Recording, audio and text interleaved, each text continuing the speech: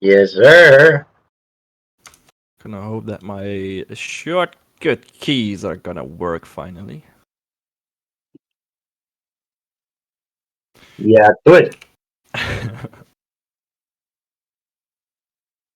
Oh, sweet. I need to be honest. Like as I was in Germany, I couldn't watch the last couple of episodes, so I'm actually stoked to see what you guys actually made. I just could see like the tweets and everything, so I'm actually stoked to see what is happening. Well, let's get into it then.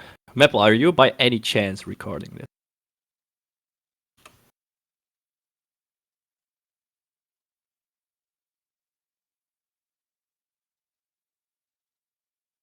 Nice.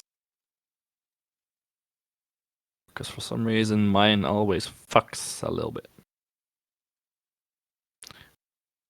Well, let's get into it. Alright, last time, guys, you remember, we made an eyeball. Let me show you the results. This was the one that I made. This is my own iris, which was a lot of fun. I saw some eyeballs here and there, PFPs on Twitter. Very nice to see. This is, of course, not the real eye we're going to be using for Totoro, but this is a great starting point for any eye that we're going to be making pretty much ever, because we can simply change the texture of the iris, we can change the shape, we can make this bigger. And I want to show you a very quick way to just make, for example, the eye darker, brownish, blackish. And it's done in texturing. So I'm going to open up a second tab, set that to shader editor.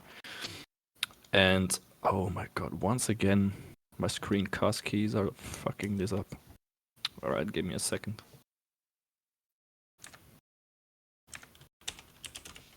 Blender. Right. I don't know why it is.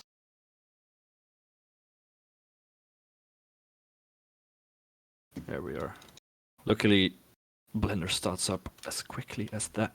Alright, I have to leave this off now again, damn it. Alright, well, I will just mention them all. We're not gonna be using that many today, I guess. So that's good. Easy. Well, hello. Hello. I'm unmuted. I switched to my computer. It's okay, man. It's okay. Alright, so in that shader editor, we have the main color of the eyeball, my eyeball, in the base color. Alright, so if you want to tweak that color, we can press Shift A. You know, your stream is out. I don't see anything yet. Okay. Give me a second. Blender. There we go. Is it going? Yes, sir. Now we can see you again. Alright, we're in the shader editor with the eyeball connected to the base color. We did that last time. This is how we left it off. Alright, so we can now press Shift A and just go to color and go to mix color. Yes, this is the one thing Blender fucked up in the last update. I can't just search for a mix RGB anymore. There's nothing there. Mixed color is also something. Combined color is something else. So I have to manually go to the menu for color, and then you have to select the mix color. Alright, then you can just, for example, set this to color. You could add a little color if you want to change it a little bit.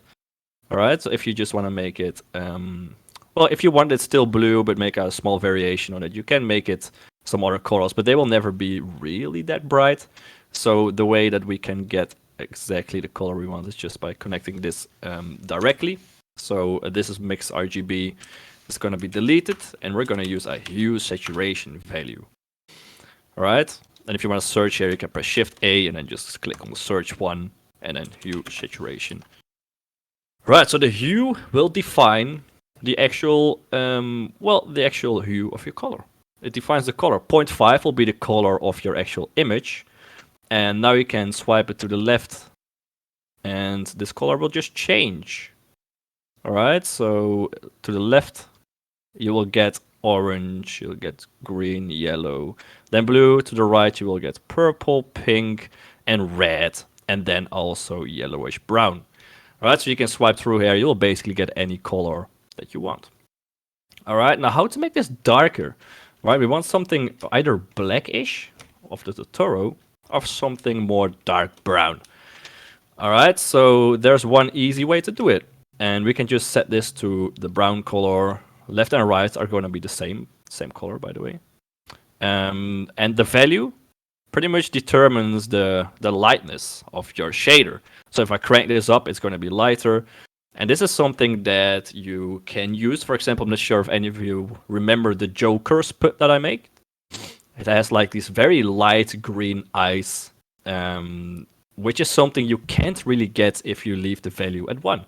Then it will follow the light, and it will just follow how much light gets into your pupil. But if you increase that value, you can get your eyes lighter than they will be from just the light in your scene. Right? So if you want very bright eyes, which sometimes just looks cool, you can just crank up this value. And if you only swipe it up, you can go to 2 at maximum. But if you actually click it and type in a value, you can get even brighter. Right? You can get to very bright colors, get very bright pink, blue, stuff like that. So that's how you get it bright. It also works the other way. So we can set this to 1, the default, and we can swipe this to the left, which is going to make it darker. Right? Until we get to very dark gray brown, and at 0 it will basically be black. Right? So we have a black iris, black pupil. I don't want this to be completely black. It is not really realistic. So I'm just going to leave this at something like a darkish brown. For example, this is pretty much the easiest way to just change your overall color of your iris. Alright, something like that. So just so you know that, another way to do it, and I'm just going to show you some multiple ways, is if we connect this directly, I'm going to leave this in place in case you want to use it again. We can press Shift A and search for a bright contrast node and swipe that in. Now, if we decrease this brightness, we will also get a darker color. The only downside to this is that it will also pretty much increase the saturation, so the amount of color there is, and it will also increase the contrast a little bit, because you're just taking away some of these bright values. Right, so that's the only thing that happens when you do that. You can now just decrease the contrast as well, which will pretty much decrease that that part and just make it darker and darker. If you want dark blue, you can make it happen. Just remember that it will basically be a constant battle with the contrast and the saturation as well. So this is usually a little bit harder to control than simply using, for example, the value there. So I usually use a hue saturation value, and it ends up looking quite alright. Okay, so that is something you can very easily use to manipulate your colors. Alright, well, today, this is not actually what I want to get into. We have that eye, we can just move it around, use it for Totoro whenever. Right, so that's how I usually approach things.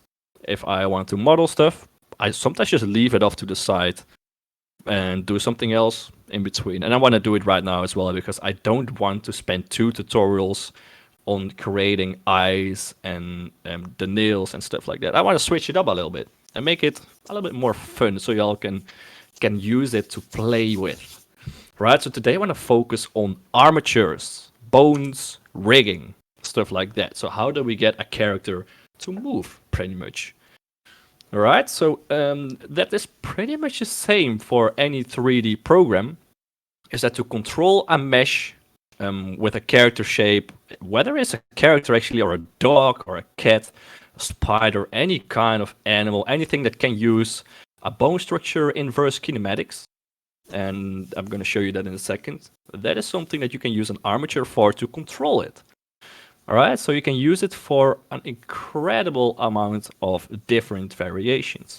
And you'll see that once we get into it.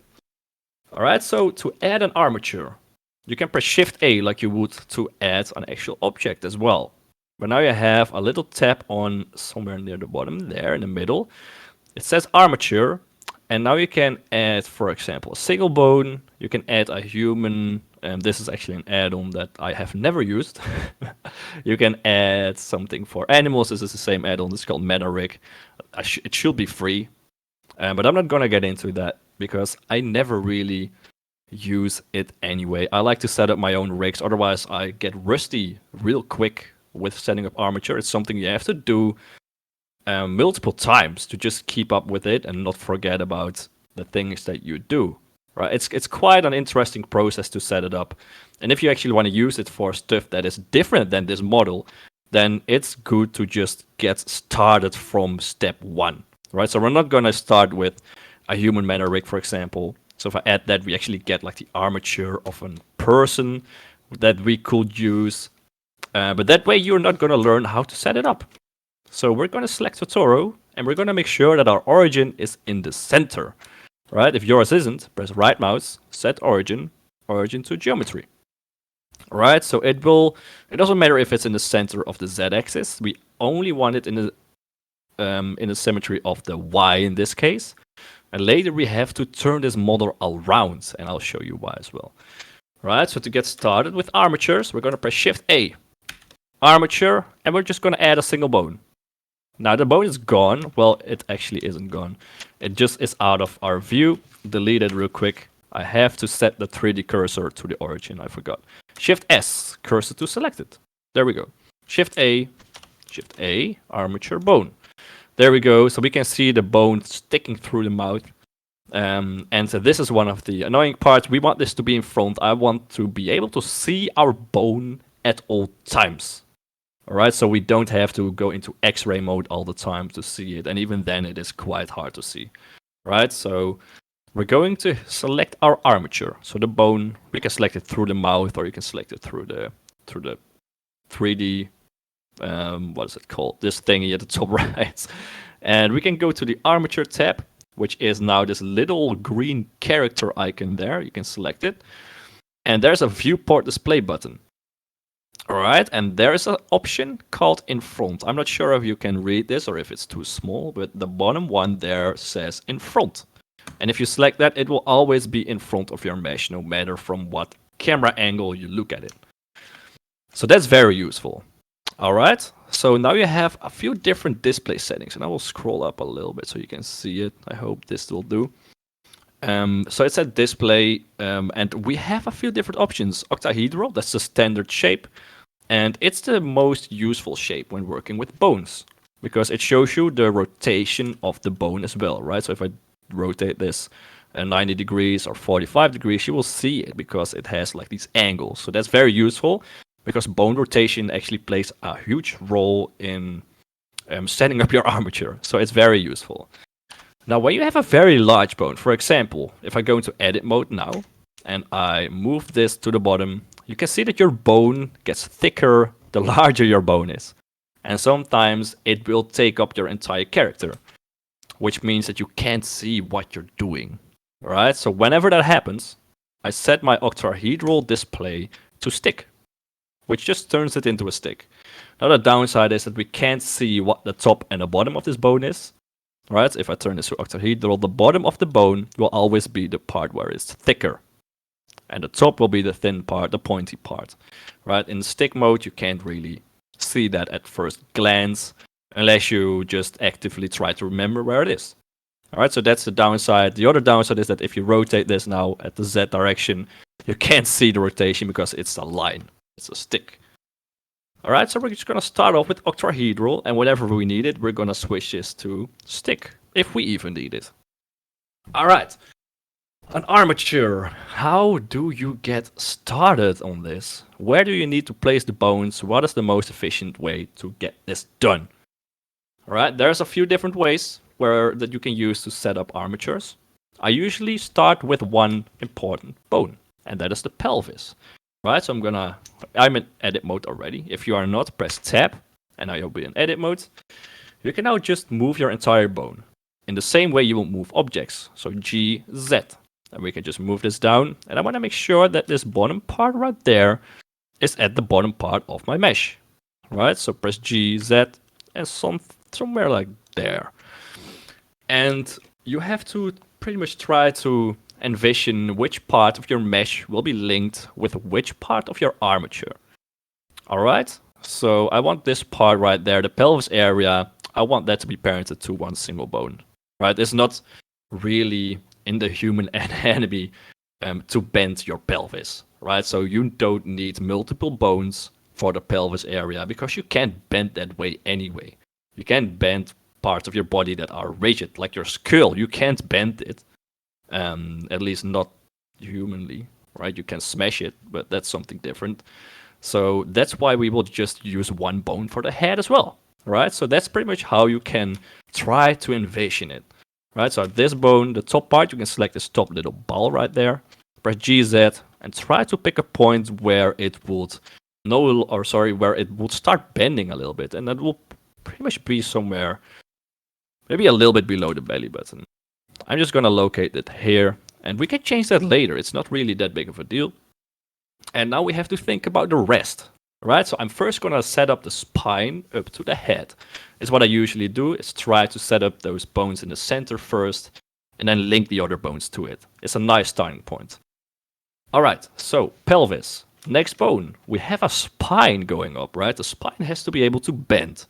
Otherwise you can't rotate your body, otherwise you can't bend down, otherwise you can't really look up that far because your spine won't bend backwards. So we need at least a couple of bones, and how many you use just depends on how much detail you need. Right? How much detail you want in your mesh. If you have a low poly mesh, if I go to object mode, and actually let me select the basis shape key, we don't have that much geometry for the armature to work with anyway, right? So there's no real reason for us to add 8 bones in between the head and the pelvis, because it won't be able to bend all that geometry anyway, unless we apply that subdivision modifier, which is something we could do later on. Alright, so first things first. I'm going to select my bones again in edit mode, and I'm extruding this up to about where the neck begins. Somewhere right there. Alright, now usually you have a different bone for the neck, but our Totoro doesn't really have that big of a neck. Alright, so we don't really have to add a different bone for that. Now we have one bone for the spine. I'm gonna select that, press the right mouse, and I'm just gonna subdivide. And then we have this little option on the bottom left that says how many subdivisions we need. Alright, so you can just add number of cuts to, for example, 2. And I think that is enough for the geometry that we have right now. Alright, if you have a lot of geometry, if you need a lot of intricate bending, a lot of details in your character's bending, then you will need more cuts as well, right? So it doesn't really make it harder to control your character, because we're going to be using something that is very useful later on anyway, that controls all of these bones at once. But there's just no real reason to add that much more geometry for us right now, because we don't want a lot of geometry in our character anyway. That's only going to mess up the system, only going to mess up our computer. So I'm going to leave the number of cuts at 2. That's perfect. Now select this top one, extrude it once in the Z direction to the top of your head. And extruding is with E, of course. Alright, so this is going to be the top of our head. And right away, we got to start naming those bones. Otherwise, we're going to lose track of our entire armature. And it's going to get very chaotic later on. So select the pelvis, press F2, just name that pelvis. And then this one we're going to call... what are we going to call this? I'm just going to call this spine 1, I guess. This one, spine 2, doesn't really matter. This one, spine 3. Alright, usually when I have 3 bones there, I will call them pelvis, abdomen, chest. I now added one more, so I'm just going to call them spine 1, spine 2, spine 3 from the bottom up. And then the last one is going to be named head. Beautiful. Now, we need some more bones. We want our arms to move, we want our legs to move as well. Right, how do we do this? Well, we can't just extrude a bone there. That really only makes things harder for us. Which is why we're just gonna select this bone, press Shift D, and just move that to the side. Right? We're just gonna set these things up separately first. Alright, so we've got our spine. I'm now just gonna make our arm, and the rest, don't even worry about it. Alright, so now you will see a little dotted line appear, which pretty much means that there's a relationship between those bones. And if you can move your bones freely and there's a dotted line, it means that there's a keep offset parent enabled. And you can create this parent by selecting a bone, and then holding Shift, selecting a second bone. So hit Ctrl P, and then you can make a parent. You can make it a keep offset or a connected bone, Right now it is keep offset. You can see that by the dotted line. You can make it a connected as well, but that will just mean that our bone is going to be snapped into that spot. It's gonna be connected to the other bone, right? They're gonna be pretty much welded together, right? So keep offset is what I want, but I don't want it to be at that bottom part. I pretty much want it to be, well, it doesn't really matter as long as it's parented to this bone. If it's to the bottom or the top, doesn't matter. Right, so I'm just gonna select it, press Alt P, clear parent, hold Shift and just select this top bone, Control P, keep offset. Alright, so you can see the dotted line now goes to the head of that bone, which means that it's now pretty much parented to this chest bone, which is what we want as well. Alright, so the reason why we parented to that bone is that if we bend or move this top spine part, then this bone is gonna move with it. Right, so if you move your upper torso, and you can move it around on the chair right now, your shoulders will pretty much move with it. Right, so that's why we connect it to the chest bone. Beautiful. Now I'm going to select this little upper part of that bone, and I'm going to try to think of the next part where it needs to bend. Right, our upper arm can't bend, so we're going to move this to the elbow location. Right, that's the first place where it's going to bend. So press G, move that to the right. Somewhere right there is going to be the elbow. And it matters where you place it. If you place it right there, you will have a very short upper arm and a very long lower arm. So this is also something you can use for a stylized character, for example. Characters that have very long arms, characters that need to have, longer forearms, like Popeye, for example. That's something you have to keep in mind as well. Right? So how long do you want your upper arm and your lower arm to be? Something like this does the trick. Beautiful. Now I just need one bone for the hand because our Totoro fella has, well, a stumpy hand, right? And those claws, they don't really bend, right? They are bone material, so they are fixed. So we need one bone to the end of the hand. So I'm going to extrude that to right there. Beautiful. Now remember what I said before, we're going to start naming this right away. So select this bone, press F2. I'm going to call this upper arm dot L, right? And this is where symmetry comes into play. Anything you name with dot L will be something that you want to mirror later on to the other side, which is just going to make our lives that much easier, right? Anything you name L will be able to be symmetrized. Anything that you don't name with .L will not. And you can do the same with .R, by the way. So it doesn't really matter which side you do first. But I usually start with .L for some reason. So we're going to press Enter, and anything we want to mirror, we're going to assign .L to it. Right, so this is the forearm. Lower arm doesn't matter. Lower arm .L. There we go. Hand .L. Beautiful. Now we've got our bones named quite beautifully. Alright, now we're going to do the same for the legs. Alright, so I'm going to select this bone, Shift D, and we're going to set that to, well, right about where this curve bend point is. Alright, so right there. I'm going to move this down to about the kneecap. Right, that's the first point where it needs to bend. Move this down to about the ankle, and I'm now going to go into side view, which is numpad 1. And we can now see that our entire bone structure is straight. We want to move this to different places in a little second, but for now it doesn't really matter.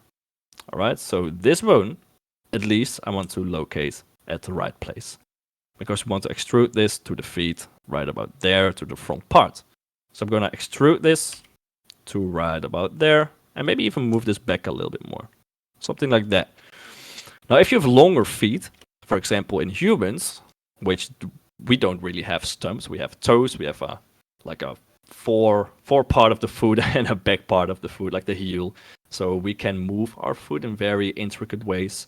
I can imagine Totoro doesn't really do that, right? He has very thick, lumpy feet, so one bone will pretty much do the trick right now. He can still bend it, but he won't be able to just jiggle his toes, for example, and we don't need that here as well. Alright, so just remember that the way you set up your geometry right now will pretty much define how you can move it later. So if you do want those feet to jiggle, you're going to have to add those toe bones as well. Right? We can do it. It's not that much more work. What we will do is just move this back. So we have an actual heel bone. So this is going to be the back part of the foot. Move that there. And then just extrude it. Right? So now this part is going to be jiggling a bit if we'd like that to happen. All right? It's as easy as that. All right, now we're going to fix this side view of our character a little bit more. Right? So our eye is a little bit in the way. It doesn't matter. All I want is that our joints are in the right places. All right, so I'm going to press G, X, move that down a little bit to right about where the middle part of my leg is. Right about there. In reality, you will have it a little bit more to the front because at the back you will have your calf muscle, and at the front it will basically be your shin, right? That's why it hurts when you, for example, get the pedal of your bike into your shin. That hurts a lot because there's bone right behind your skin. So, but here it doesn't really matter. Right, we're going to place it in the center because we want to parent both the back and the front part of that leg to the bone. And it's just going to be easier to make Blender understand that to just place it a little bit more in the center of the mesh right there. Now this one, place it at right about the center as well. GX, move that there a little bit, maybe up a little bit as well. Right, so now you can see that we already have a little bit of a bend in this joint, which is something we want to keep at all times. Okay, I'm going to move this up a little bit, by the way. GZ there, maybe a little bit to the back. But make sure that you have a slight bend in there. It's very important for when we're going to add inverse kinematics later on. And the reason why is because inverse kinematics is going to... Well, I'll just explain it once we get into that. Otherwise, it's just going to be harder to understand. All right, now let's get into the spine position. All right, so you all know the tailbone is not at the front. So we're going to move this back to right about where the back starts pretty much. Your spine is in the back end of your body, right? You can feel your spine if you go over your back with your hand. It's not near the front, so we're gonna move this to where the spine will just be located pretty much. All right, and I don't want to be this completely at the back because the Totoro is a heavy weight, of course, so we have some fat there. So we're gonna move this a little bit more to the center, right about there. And this one, make it a nice rounded curve of the spine. And make sure that you keep a slight bend in all of these bones, like I just said as well. Right, so the way you want them to be actually bendable, and I mean the spine can really bend both ways, so it doesn't matter that much. But for the starters, it is nice to give them a little bit of a direction of the bend. Right there. Then we've got the neck, which will start pretty much there. And then this top bone is going to be the head. It doesn't matter where we're going to locate that. We're going to set it to right about there. Pretty much. Yeah, that looks fine. Nice. All right. So let's move this up a little bit, actually.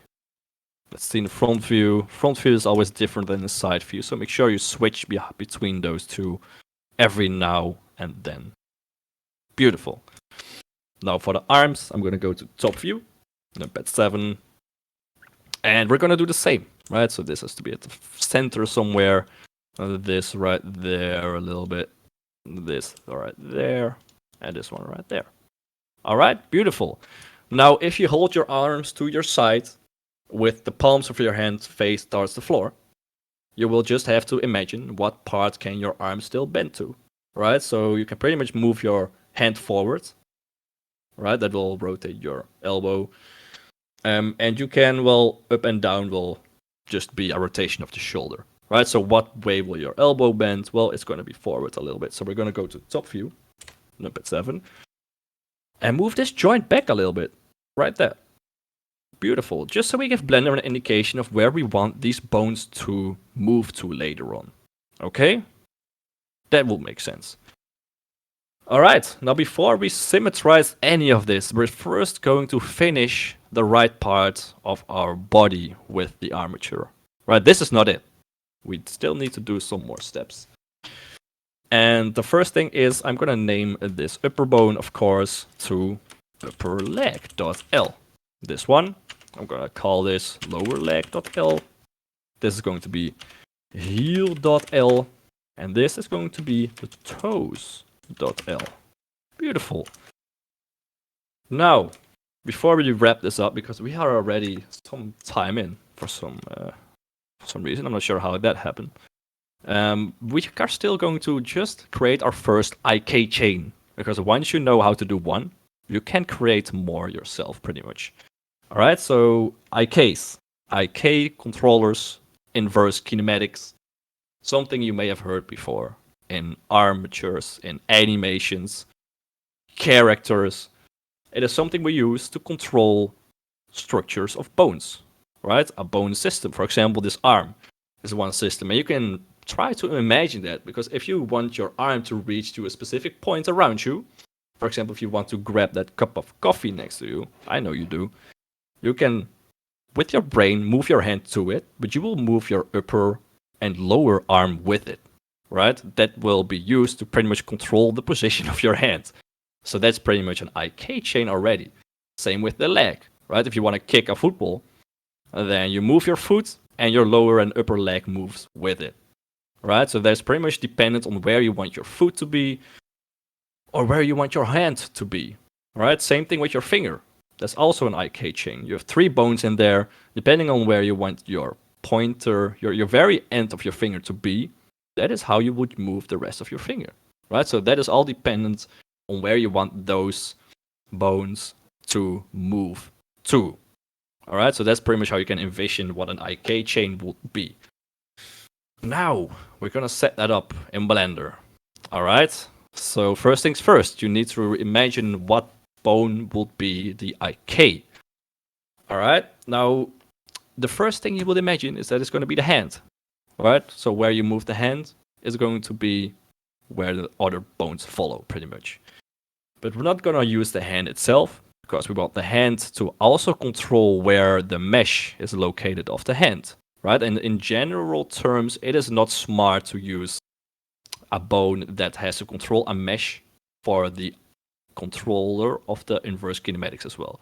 So what we're going to do is just add a second bone at the place of the hand. It's just as easy as that, right? So select the joint of the hand, press E and Y, all right? And make sure that it is different than your actual hand bone. Make sure that they aren't exactly the same size. I usually make my controller a little bit longer than I do my my hand bone, just so it's easier to select. Pretty much, we're gonna select this more often than the hand bone, so I want this to be on top, like that.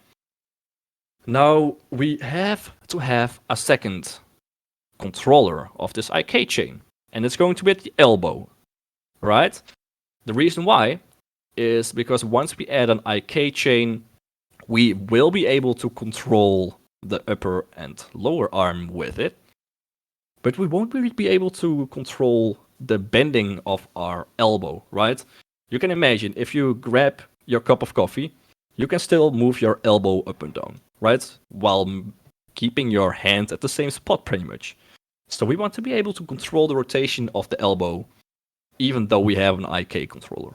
All right, and that's going to be done with an extra bone, and that's going to be called the pole target. All right, so pole target will define the rotation of a joint pretty much, and the IK controller will be the bone that actually controls the position of the hand. I hope that's clear. All right, so I'm going to extrude this, E, X, and this bone is going to be extruded into the direction where your bone has to bend to, pretty much, right? So our elbow can only go that way because our forearm goes that way, right? Which means that our elbow is going to move into that direction, right there. All right, so that is how we can visualize that, pretty much. Now, we need to do 2 more steps. We're going to select the hand, press Alt-P, and we're going to clear the parent. We want this to be free. Same thing for the pole target. Select it, Alt-P, clear parent. And we're going to move this a little bit into the x-axis. Press G, X, move that out a little bit. Reason why is going to be visible later. Otherwise, we're going to get bugs. Well, how do we set this up now? We can't set it up in edit mode. We need to go into actual pose mode. All right, so if I go from edit mode, we can switch back to object, but we can also go to pose mode. If I select that, we can now see that our bones turn blue. Right now, when you select a bone, it turns blue. It is no longer orange, and that is how you can pretty much see that we are in pose mode instead of edit mode. Okay? So this is also where you get a little new tab at the bottom right there, which is called Bone Constraint Properties. It's the blue bone. If you select that, you will have a Bone Constraint button, and you can click that, and you can pretty much assign a whole bunch of new constraints to that bone. Right? And we are not going to get into all of these right away. We're only going to get into inverse kinematics for today, which is the one that you're going to be using the most anyway. All right. So now, what bone do we select? What do we make the IK bone? It's not going to be the IK controller. And the reason why is because we want to apply the inverse kinematics constraint to the first bone in the chain. All right. I know it's a lot to remember, but the first bone in the chain, which is in this case going to be the lower arm, right? It's not going to be the hand, because the hand is the thing that's actually going to control the position. But the lower arm is the first bone that is going to be affected by the hand, right? So the first bone in the IK chain that is going to be moved with your hand, with your IK chain controller. That's the bone you're going to select to apply the inverse kinematics constraint to. So select that bone, add bone constraint, inverse kinematics. Now we get some options. The first one is the target, right? So the first thing we have to select is the armature, right? That's the entire bone structure. So we first select that, and then the actual bone is going to be, well, this one that we just extruded, that we did not name yet. So this is going to be the target. That's going to be the controller of the entire IK chain. So select it, press F2, and just name it handIK.L. Alright, remember .L. This one we're gonna name elbow. Well, I'm just gonna call it elbow PT for elbow pull target .L. There we go. Now let's go back to this bone. This bone is going to be the IK, so handIK.L. There we go, it turns yellow right away. And the pull target. Actually, let me first show you what happens without the pull target, and it may work fine, but it doesn't matter. Now you see a little yellow line up here, and dotted lines in Blender are generally speaking a line that shows a relation between two bones, or between two things, two objects. Alright, so this one defines pretty much your chain length, right, up to which bone the IK chain controls. And we want it to control it to the upper arm. Right now it goes all the way to the tailbone. And that's not what we want. We only want it to be there. How do we change this? Well, by default, the chain length is set to 0, which means that there is no limit to how many bones it controls. So if we do this to 1, for example, the dotted line disappears, because right now it will only control the bone itself. If we set this to 2, there will be a little dotted line to that lower arm, or sorry, upper arm bone. And that is what we need, right? We only want it to control these two bones there. Beautiful. Now, let's see what happens. All right, we can now select this IK controller, because we selected that right there. All right, so this is now the target, which means that the IK will try to move pretty much to that target bone. So if I just move this, you can see that the lower and upper arm now move with it. But in a very, well, chaotic way, a way we can't really control, right? The elbow just rotates whenever. We can't control where it goes. All right, so that's why we have this pull target there. Control Z a few times to straighten that out. Select this forearm bone, pull target. First thing we need the armature, and the bone is going to be the PT, right? So the pull target L.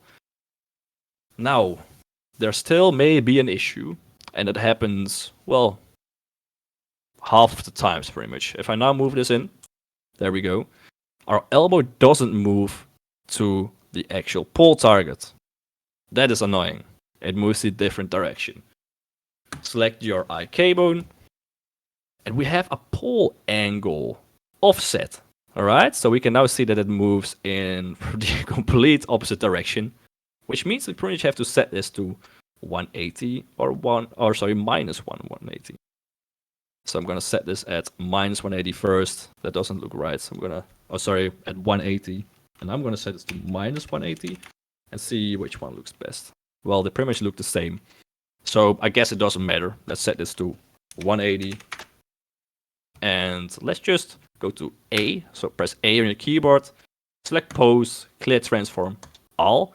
And that will just straighten up all those bones, move them back into the default position. And now when we move this, you can see that the elbow will try to keep its direction towards that pull target, right? No matter where we are with the hand, our elbow will try to move back. All right, let's say we grab our coffee cup right there, but we want the elbow to be up more. We can now select our pull target and just move that up, and that will move the elbow, right? Beautifully. Now that's pretty much the idea of the IK chain. You just have to remember that when I move this to the left, and if I try to make this happen, it's quite hard, but there's going to be like a tricky point where it's going to be rotated very quickly right there, which is why we moved this pull target back into the X direction, right? You generally want this to be away from the actual IK chain because it has to point at it. So the closer you are, the more it's going to affect that rotation, right? So that's why we're going to try to keep this far away from the actual bone structure. But don't lose sight of it because we need it. All right? If at any point you want to reset your position, select everything, pose, clear transform, all. All right? So that is pretty much that. All right? We have been rambling for plenty of time now, so I'm going to cut it off right here, and we're going to finish up this armature in the next tutorial. We have the basics of the IK chain explained in a good way, I hope. So we can use that again next week for the legs, and then we're just gonna mirror this, and then we're just gonna parent the Totoro to it. So that's when we're actually gonna be controlling the mesh, which is going to be fun as well. All right, so that's it for today. Are there any questions about bones, about IK chains?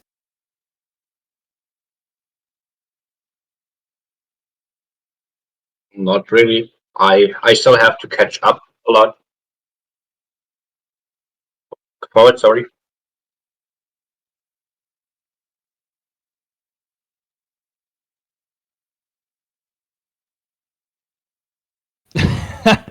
Yeah, it's true. Yeah, that is true. I just wanted to make sure that it wasn't going to be moving into the opposite direction because of the minus. But yeah, no, you can move it both ways.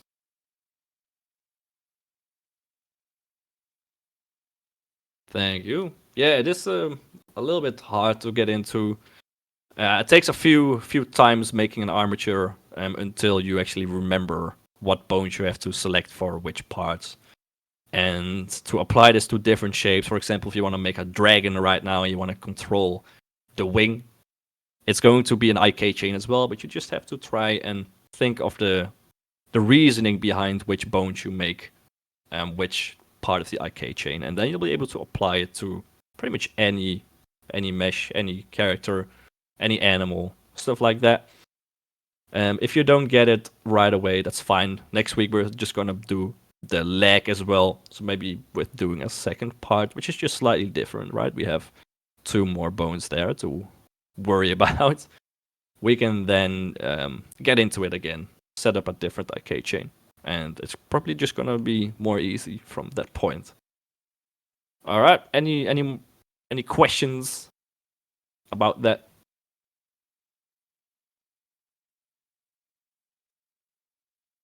Nothing at all, huh? Well, I bet there will be some questions when you actually get into it. Can be quite irritating, especially if you don't get these initial rotations, right? So if you don't move this point back at first, so if you have this completely straight blender, doesn't always know which side it has to move the joint into. So that's when you get into some weird movement artifacts. So if you ever have that, try to remember to just move this joint out in edit mode a little bit, and that will help it a lot.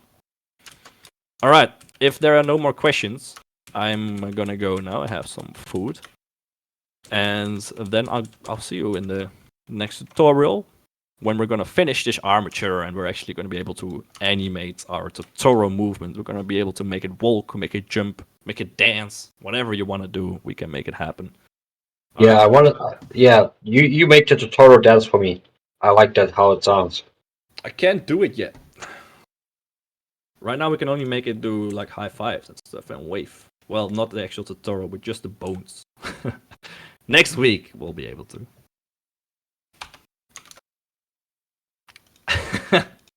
Yes.